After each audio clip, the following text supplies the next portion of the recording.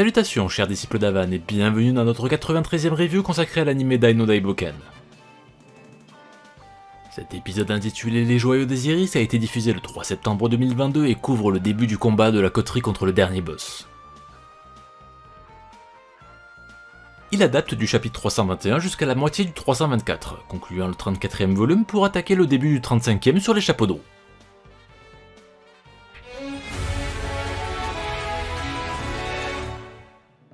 Cet épisode est réalisé par Kayuna Yamada qui se charge également du storyboard pour la deuxième fois consécutive.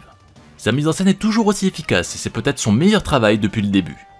Sur Twitter, Yamada a confirmé que c'était son dernier épisode, et que c'est son ami Rikyu Sakata qui a réalisé la calligraphie des kanji du Tenshimato. Les vétérans Yoshiyuki Ichikawa, Yuji Akamada et Mamoru Yokota se partagent la direction de l'animation pour un rendu plutôt solide, surtout sur la partie B de l'épisode. Le tout est supervisé par Naoko Yamaoka.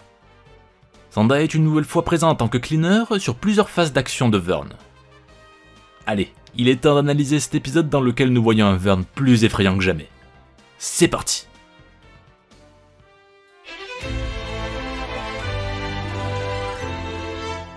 L'épisode débute en nous remontrant la fin du dernier épisode.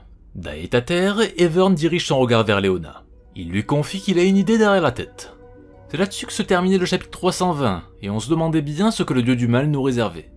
L'empereur annonce qu'il désire mettre la princesse à son service. La case de base nous présentait la frayeur de la jeune fille, et cette adaptation a encore plus marqué son émotion. Son expression et le travail sur son regard arrivent à retranscrire sa peur à la perfection. Après avoir vaincu Dai, Vern désire faire de Leona son esclave pour l'obliger à compter ses exploits durant les années à venir. De ce fait, il pourra d'autant plus savourer sa victoire et se délecter du visage de la jeune femme glacée par l'horreur. A ce moment, nous voyons également un plan sur Dai, qui est plus en PLS que jamais. Le thème de Vern accompagne avec brio les sinistres plans présentés durant son monologue. C'était pourtant sans compter sur le caractère de la jeune femme, qui refuse d'être sa chose et compte bien accompagner le héros jusqu'au bout. Ici, on peut voir que Dai essaie de trouver la force de se lever. Dans le manga, il assistait à la scène totalement impuissant. Vern est bien amusé par le tempérament de la princesse, et l'empoigne pour lui prouver la vacuité de sa résistance. Leur différence de taille est impressionnante. Et évidemment, dans la case de base, ce passage était une énième excuse pour un léger plan culotte. L'empereur l'a saisi par la tête et ne lui donne pas d'autre choix que d'assister à la mort de Dai. Le manga nous présentait un effet graphique dans le regard de la jeune femme qui traduisait bien son inquiétude. L'épisode sublime une nouvelle fois son effroi, avec un effet de tremblement dans ses pupilles du plus bel effet. C'est alors que Vern invoque une boule d'énergie qui ressemble à un Iyo. Ici, il en fait apparaître immédiatement une dizaine, tandis que dans le matériel d'origine, on avait davantage l'impression qu'il enchaînait une salve de sorts à la suite. Dai était également présenté de dos et à genoux pour mieux renforcer son impuissance. Le pauvre n'a pas d'autre choix que de rouler par terre pour éviter les sorts. La scène peut paraître ridicule, mais c'est exactement ce qu'il fait dans le manga. Le but est de le montrer complètement dépassé par la situation, et c'est très réussi. L'épisode nous régale de plans splendides de l'empereur, enchaînant les attaques avec une suprématie impressionnante. Alors que Dai est en difficulté, la princesse ferme les yeux pour ne plus assister à ce triste spectacle. Mais celle-ci se reprend immédiatement. Elle ne doit pas détourner son regard sur les souffrances du héros afin de trouver une façon de l'aider. Le manga illustrait les pensées de la jeune femme sur un fond noir et présentait un gros plan sur son visage en pleine réflexion. L'épisode reprend cette direction avec une mise en scène extrêmement bien maîtrisée. Le décor autour de la princesse est assombri, ce qui la fait ressortir grâce à un excellent travail de colorimétrie. Cette direction artistique sera réutilisée tout au long de l'épisode et réussit merveilleusement bien à retranscrire l'une des caractéristiques de l'œuvre originale. Vern concentre sa magie au creux de sa main pour préparer un Kaiser Phoenix.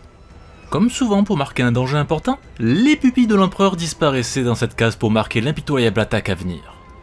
Des effets de fumée convaincants accompagnaient également la magie qui semblait plus imposante.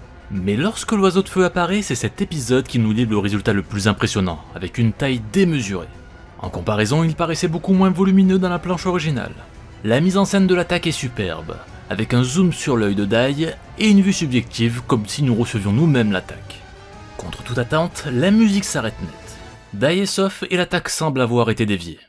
Dans cet épisode, on peut d'ailleurs voir que l'un des piliers a été détruit sur le coup, mais c'était peut-être plus lisible dans la case originale. Vern regarde sur le côté et nous sommes inondés par la lumière. Du sang coule lentement de la dague de Papnica de Leona. Nous entendons une respiration lente et haletante. La jeune femme est en sueur et un magnifique travelling nous est offert. On peut y lire un mélange de peur et de détermination dans ce regard. La page originale est sublimée et la mise en scène est absolument splendide. L'équipe a vraiment mis le paquet sur ce passage. Vern constate avec stupéfaction que son bras a été écorché et qu'il saigne abondamment. Sa posture a d'ailleurs été changée dans cette adaptation. Celle du manga était assez étrange et ne collait pas vraiment avec la posture de la case précédente. La princesse provoque l'empereur. Une faible jeune femme a pu blesser l'être qui est censé être le plus fort du monde. Le regard de Léona est superbe, avec juste ce qu'il faut de peur et provocation. Dans l'œuvre originale, elle en profitait pour retirer une partie de la sueur de son visage, ce qui a été supprimé ici. La princesse rappelle à Dai que personne n'est invincible, et que Vern peut être blessé s'il n'est pas sur la défensive. A la base, à la fin de son discours, elle lançait un regard déterminé envers Dai, mais cela n'a pas été repris dans cet épisode. En revanche, la direction autour du regard de Vern a été parfaitement retranscrite. Comme dans le manga, afin de maintenir le suspense pendant le monologue de la princesse, il est impossible d'évaluer sa réaction car ses yeux sont cachés par une ombre. Léona termine de le provoquer en lui disant que s'il la laisse en vie, elle racontera à tous comment elle a pu le blesser. Elle finit en s'autoproclamant modestement la plus forte femme du monde. Ouais, par contre meuf, faut redescendre un peu sur terre là. Au regard du dieu du mal, Dai sait que ça va mal tourner. Il donne tout ce qu'il a pour se relever. La case d'origine nous présentait d'ailleurs un faciès peu gracieux du jeune garçon, où ses traits étaient complètement déformés par la douleur. On pouvait également le voir se précipiter vers la jeune femme, alors qu'ici il fait quelques pas avant de se mouvoir correctement. Malheureusement, le dieu du mal concentre un rayon à partir de son troisième œil et transperce la princesse. La scène est accompagnée d'un effet au ralenti qui augmente la tension et le suspense autour de son destin. Dans le manga, quand il utilisait ce rayon, le dieu du mal avait les yeux fermés, et sous la puissance du choc, nous pouvions voir la princesse en perdre ses pupilles. Terrible. C'est ici que se terminait le chapitre 321, tandis que Vern indiquait à la princesse qu'elle ne pourrait plus se rebeller ni même parler. Le suspense était à son comble. Tiens, moi aussi j'en perds mes pupilles. Nous n'avons pas parlé de ce troisième œil lors de nos précédentes reviews pour être certain d'éviter les spoilers. Dans le manga, cet œil n'apparaissait qu'à partir de ce passage et les chapitres précédents présentaient une sorte de perle à la place. Mais avant la fusion avec son corps jeune, le vieux Vern avait déjà un troisième œil apparent même dans le manga. Au final, vu le temps d'apparition du dieu du mal jusqu'à maintenant, cette perle n'aurait rien apporté en plus. Cet ornement était peut-être une idée de base des auteurs qui n'a finalement pas été retenue. L'effet de cette technique est redoutable. Elle enferme sa victime dans une sphère de verre. Nous pouvons après toutes ces années leur découvrir une belle couleur rouge. Certains fans pourront être surpris par l'intérieur de ces boules magiques qui restent complètement immobiles. Dans le manga, les effets à l'intérieur pouvaient faire penser à un tourbillon infernal dans lequel les victimes étaient emprisonnées. Mais ça n'est visiblement pas du tout le cas. Vern se réjouit de la nouvelle condition de Léona, qui hurle et ne comprend pas ce qu'il se passe. D'ailleurs, on ne sait pas s'il est capable d'entendre ses victimes ou non, car ce n'est jamais indiqué explicitement, mais il peut ressentir leurs émotions. De plus, il révèle qu'une fois enfermé dans cette sphère, il n'est possible que de voir, écouter et penser. C'est le supplice qu'il impose à Léona pour avoir osé le blesser. Et pour se la péter aussi. La mise en scène est oppressante, présentant la jeune femme dans la pénombre. Incapable de faire quoi que ce soit à part être témoin de toutes les horreurs possibles. Et l'épisode nous offre un regard de bête sauvage du dieu du mal, déjà repu par le tourment qu'il impose à sa victime. Vern utilise sa technique sur Dai, mais le jeune garçon dispose d'encore assez d'énergie pour éviter d'être enfermé dans une nouvelle sphère. La scène est plus lisible que dans le manga grâce aux effets lumineux de cet arcane. Le héros récupère son épée et tient debout tant bien que mal. Dans cette adaptation, Dai arrive toutefois à garder son arme en l'air, alors que dans le manga elle restait contre le sol et on avait la sensation qu'il pouvait à peine la lever. Le dieu du mal exulte tandis qu'il ordonne à Léona de regarder son héros se faire réduire à néant. L'épisode reprend l'angle de vue du manga dans lequel la sphère était au premier plan. Cela permet de mieux nous mettre dans la peau de la princesse, qui est reléguée au rang de spectatrice. L'adaptation nous propose également un sourire machiavélique de Vern, qui retransmet très bien sa perversité. Vaincre Vern est la seule façon de sauver Léona, mais notre héros ne sait pas comment faire face à sa posture invincible. Sa réflexion est présentée ici avec un travail sur la colorimétrie qui crée un décalage avec le décor. Dans le manga, ses pensées étaient marquées par une trame grise puis noire, pour souligner son degré de réflexion. Soudainement, Dai semble avoir une idée derrière la tête. Et Vern comprend immédiatement que quelque chose a changé dans le regard du héros. Ici aussi, la colorimétrie du dieu du mal change afin d'illustrer ses propres pensées. De gros efforts de réalisation ont été appliqués afin de mettre en valeur l'introspection de chacun des personnages, et c'est du très bon boulot. Notre petit héros est en sueur, mais l'empereur ne va lui laisser aucun répit. Il concentre son énergie dans sa main avec un plan absolument splendide. L'adaptation sublime avec brio le matériel d'origine puisqu'on ne voyait que sa main à ce moment-là. Dai semble surpris que Vern puisse utiliser le Calamity Hand en dehors de son Tenchimato. Mais c'est pourtant logique, car l'arcane ultime de l'empereur n'est qu'une combinaison de techniques qu'il peut utiliser individuellement. Nous sommes encore une fois régalés de gros plans sur son visage de toute beauté. Il fond sur notre héros et l'enchaîne de coups. L'animation est fluide et reprend bien cette sensation de domination du dieu du mal. Même Léona est obligé de le reconnaître. Dai n'a plus aucune chance et tient à peine debout.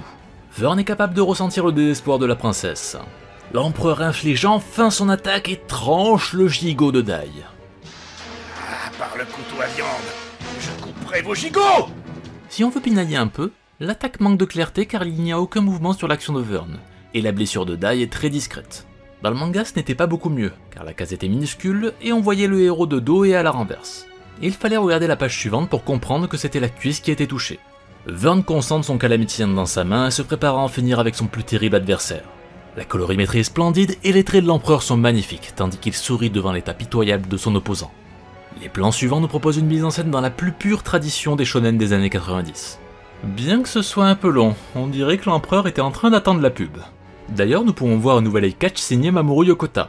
On peut y voir un Vern plus classe que jamais en train d'exécuter son fabuleux Tenshimato. Allez, l'empereur attaque enfin avec son Calamity Hand. À ce moment, le manga proposait une splendide page pour illustrer cette attaque. Mais on peut dire que sur ce passage, l'anime s'est surpassé. Entre la qualité graphique et la voix de Takehito Koyasu, l'adaptation de ce moment est incroyable. Heureusement pour Dai, toute la coterie débarque à ce moment pour le sauver.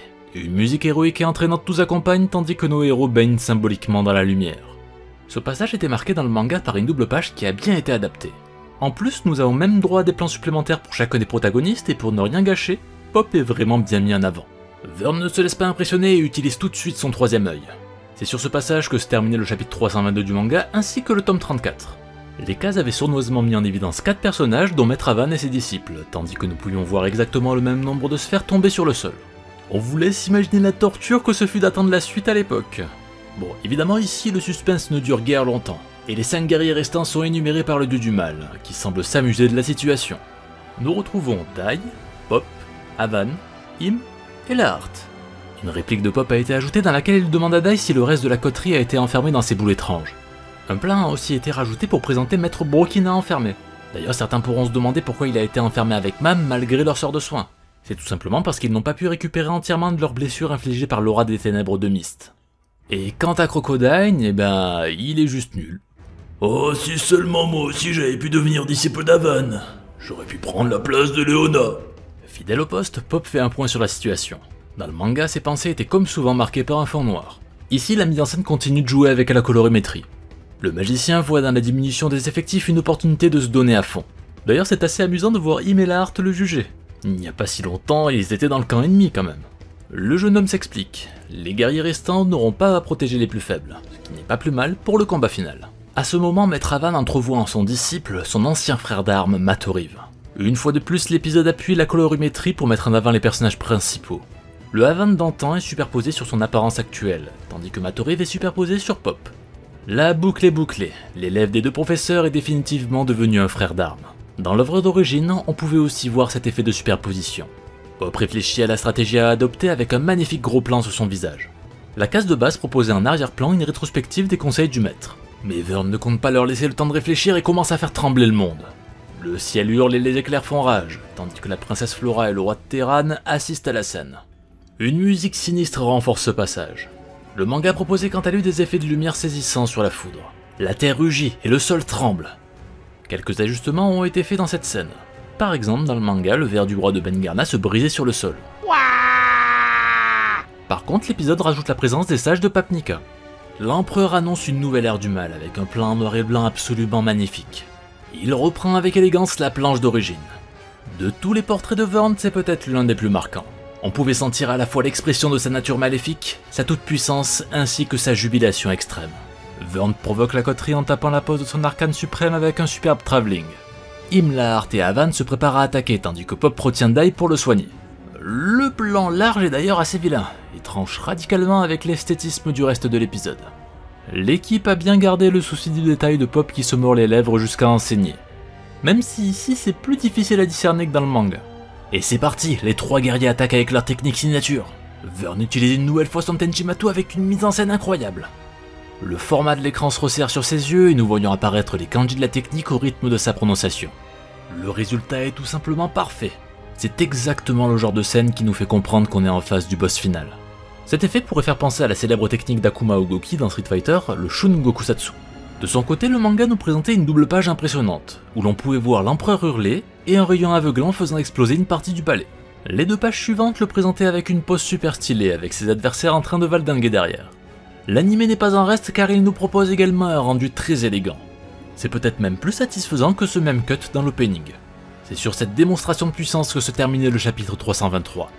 Le chapitre suivant débutait avec la défaite de chaque protagoniste et d'un peuple qui analysait avec attention le Tenchimato. Koji Inada donnait vraiment tout ce qu'il avait avec une autre double page présentant les 3 combattants tombés au sol. En un instant, le magicien était capable de tout comprendre. Vern a repoussé le Hakendistol de sa pomme, la Van Strash avec son Kaiser Phoenix, et a détruit la main de Him avec son Calamity Hand.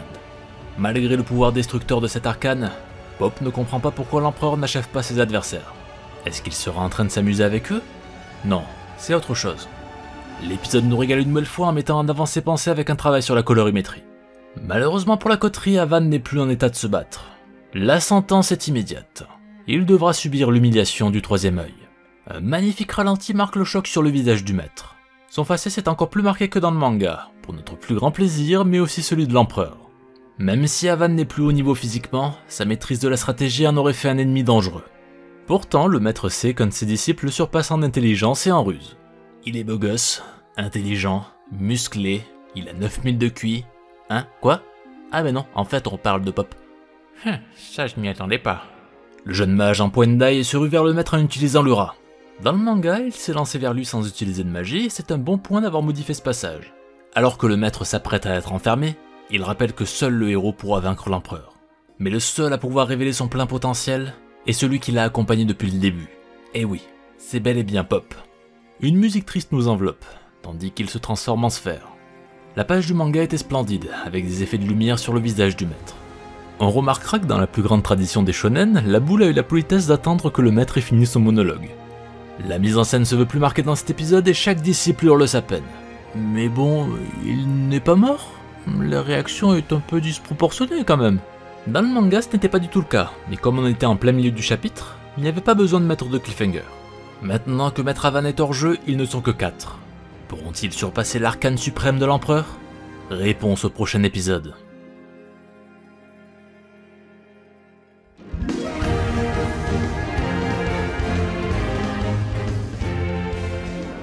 C'est vraiment un excellent épisode que la Toei Animation nous a proposé. Bien qu'il ne brille pas par une animation exemplaire, la réalisation est excellente et nous livre des scènes très esthétiques. La colorimétrie qui illustre la fin de la journée applique un filtre magnifique sur nos héros et rend les scènes encore plus poignantes. Nous parlons souvent des fonds noirs du manga dans nos reviews, car ils permettent de créer des ambiances intenses. Cet épisode a parfaitement su les adapter en démarquant les personnages ciblés du reste du groupe.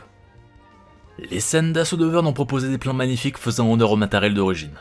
Son Tenchimato aura probablement fait bondir de joie un bon nombre de fans. Avec cet épisode, nous ressentons vraiment le danger qu'il représente. Pour ne rien gâcher, de nombreux ralentis ont été appliqués à des moments clés, comme la transformation de Leona ou celle de Maître Avan. Nous finirons cette analyse par la star de l'épisode, la princesse de Papnica. Et Leona fait partie de ces héroïnes qui nous marquent par son évolution, son courage et sa détermination. Alors qu'elle était complètement terrifiée, elle a su trouver la volonté d'aider Dai et a même réussi à blesser l'empereur. Et c'est toute l'intelligence d'écriture de ce personnage. Elle n'a pas besoin de savoir casser des gueules pour être forte. Sinon, comme dans l'épisode précédent, ses expressions de visage dans ce cru 2020 sont une véritable réussite. Et vous alors? Qu'avez-vous pensé de cet épisode? Cette 93e review est désormais terminée, nous espérons que vous l'avez appréciée. Si vous aimez nos vidéos et que vous voulez nous aider dans notre grande aventure, vous savez ce qu'il vous reste à faire pour nous donner du courage. Vous pouvez également nous suivre sur nos réseaux sociaux respectifs, ainsi que nous rejoindre sur notre Discord dont les liens sont en description. Allez, prenez soin de vous, chers disciples d'Avan, et à la semaine prochaine.